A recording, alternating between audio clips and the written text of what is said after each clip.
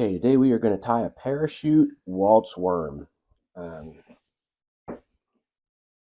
in doing all these nymph to dry flies for this series, you can't leave out the Walt's worm. So we're going to get started here. We got a Firehole Sticks 419 and size 14 in the vise, just your standard dry fly hook. So whatever is your favorite. And we're going to start out with some Vivus 10-aught in fluorescent orange. Um, just Walt's worms with fluorescent orange thread is the best thing. So I'm going to start about a third of the way back here.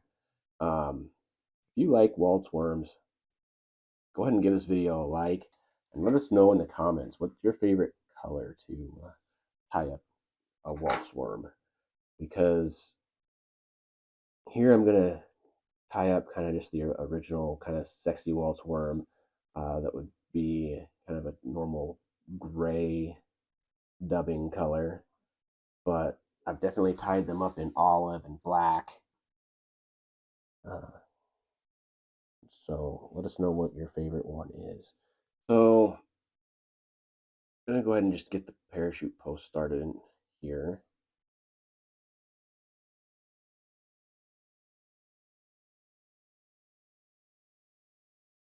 I like to tie them in like this parallel to the hook. And then I just kind of rotate that thread, which I think helps kind of cinch that tie-in spot. Cinch it down well. And then a couple figure eights to help lock that in. And then I like to take this up here and give it a nice rough cut. Let's see here. There's top of what you can see on the camera. I'm maybe just a quarter inch above that, not very far above that. So you can see these are, well, that's about how long that ends up being. So it's easier for me to hold and control here while I get this posted. Then we just take turns up this post.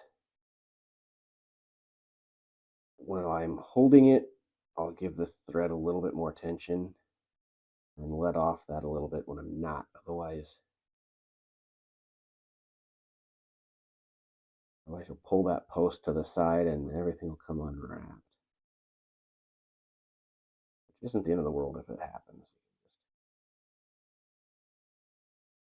Get back.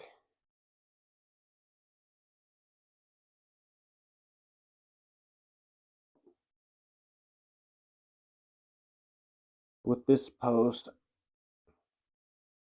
tend to make it a little bit taller than some flies, just because I am going to be using a Walt's worm type of dubbing.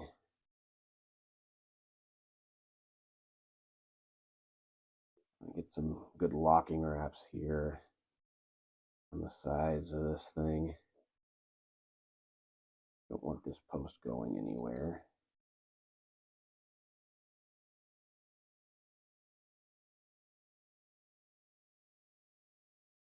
And there, we got that locked in there pretty well. That's not rotating on us or anything like that.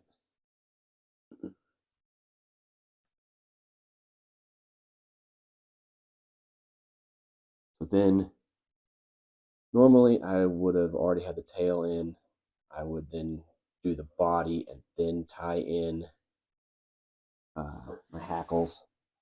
But with the body of this fly being fairly straightforward, I'm going to go ahead and, while I'm up here, tie these hackles in. I'm just going with a grizzly and a brown.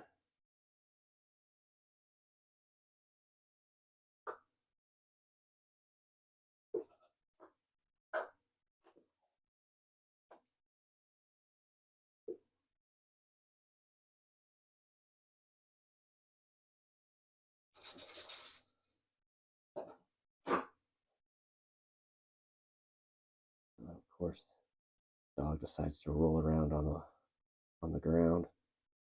That's okay. He is the mascot on the logo, so I guess he can do what he wants.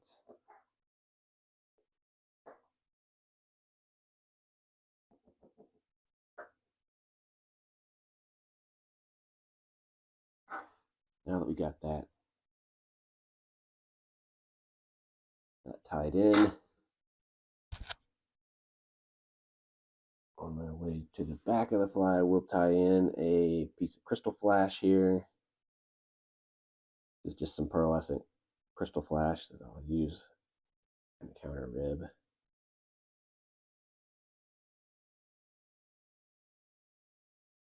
Now I'll dub the body. I really like this squirrel spiky dub.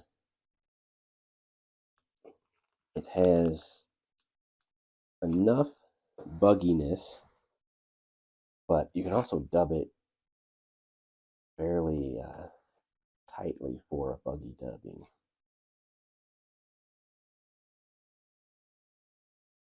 So you'll get that bugginess, but it won't get too out of hand, which I'm sure the flies that are super buggy and just have the spiky guard hairs going everywhere are probably super effective, but I don't know, I just can't do the too buggy. I need a little bit of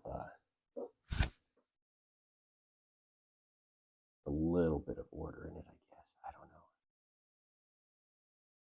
I like to keep these fairly thin.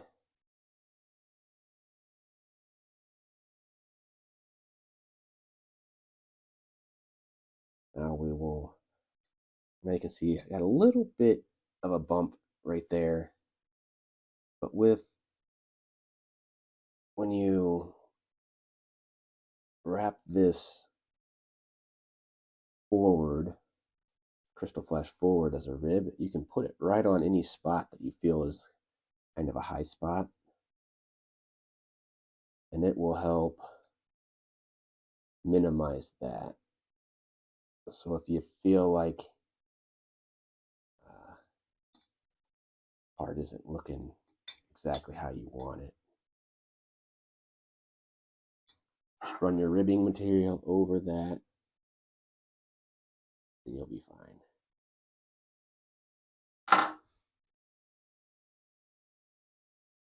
All right, so now we need a little bit more dubbing to finish out the head of the fly here. Run this forward and build up a little bit of a hot spot here. Front.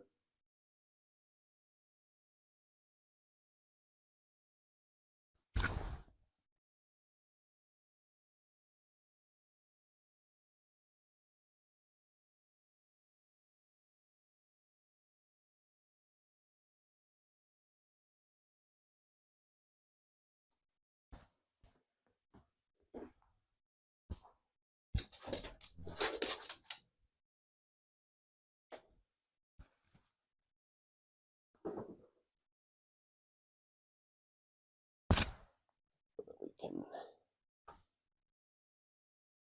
finish this fly.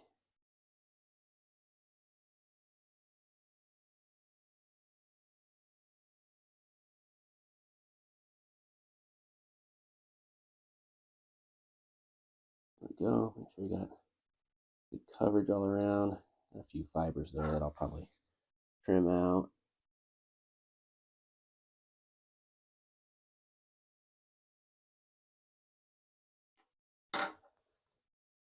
And then here is where I like to, make sure that these were nice and straight, and nice straight stems. And then two, when I tied them in, I tied in the grizzly on top of the brown. Sometimes these like to get twisted up, and you'll have the brown or the brown below and the grizzly on top. Well, I tied them in the brown towards the top and the grizzly towards the bottom. I want to make sure that I have them in that orientation when I start twisting these. just because that'll help keep them where they need to be.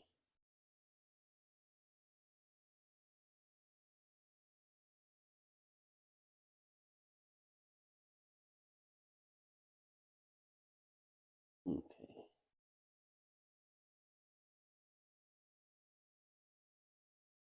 Sure, we wrapped down nicely.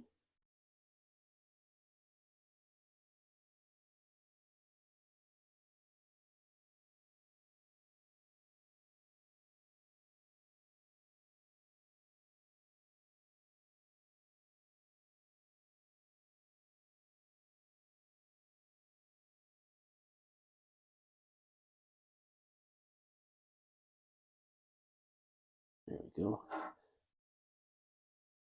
And here you can trim these off close.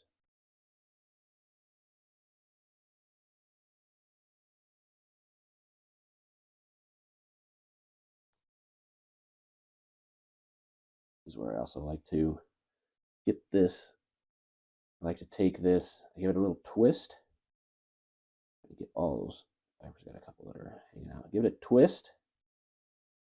And then they come in right where I want that. And trim that parachute post off close. Now it's ready for a whip finish or super glue if you like doing it that way, where you get some super glue on a bodkin, dab it on the thread back there.